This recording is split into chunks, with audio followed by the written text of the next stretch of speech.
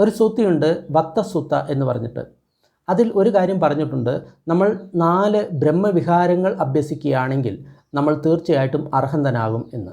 പലർക്കും സംശയമുണ്ടാകാം, നമ്മൾ ബ്രഹ്മവിഹാരം, അതായത് മൈത്രി, മുദിത, കരുണ, ഉപേക്ഷ, ഈ 4 ബ്രഹ്മവിഹാരങ്ങൾ അഭ്യസിക്കുകയാണെങ്കിൽ നമ്മൾക്ക് മുക്തി ലഭിക്കുമോ എന്ന് പലർക്കും സംശയമുണ്ടാകും. പക്ഷേ ഒരു സംശയവും വേണ്ട, ഈ വത്തസൂത്രത്തിൽ ഭഗവാൻ വളരെ കറക്റ്റായിട്ട് പറഞ്ഞിട്ടുണ്ട്, ഈ 4 ബ്രഹ്മവിഹാരങ്ങൾ അഭ്യസിക്കുകയാണെങ്കിൽ നമ്മൾ അർഹന്തനാകും.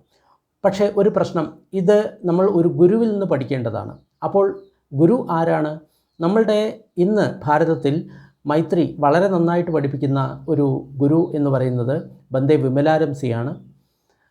ഒരു വെബ്സൈറ്റ് ഉണ്ട്, ധമ്മസുഖ ഏഷ്യ. അതിൽ പോയി കഴിഞ്ഞാൽ നിങ്ങൾക്ക് മൈത്രി സാധനയെക്കുറിച്ചിട്ടുള്ള ഇൻഫർമേഷൻ കിട്ടും. അതേപോലെ തന്നെ ബുദ്ധൻ ഏറ്റവും കൂടുതൽ പറഞ്ഞിട്ടുള്ളത് ധ്യാനങ്ങളെക്കുറിച്ചിട്ടാണ്. ധ്യാനങ്ങളെക്കുറിച്ചുള്ള ഇൻഫർമേഷനും ട്രെയിനിങ്ങും നിങ്ങൾക്ക് ഈ വെബ്സൈറ്റിൽ നിന്ന് ലഭിക്കുന്നതാണ്.